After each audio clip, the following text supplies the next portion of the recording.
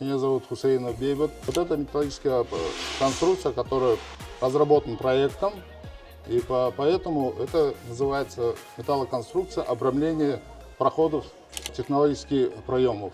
Имеется в виду в данном случае именно вентиляционные короба, стояки.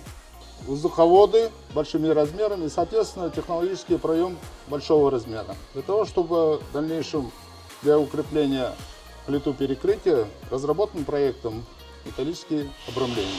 Фермы над спортзалом, актовые залы, можете посмотреть, все металлоконструкция. Все производится, да, везде есть применяемые места, где металлоконструкция по проекту разработаны.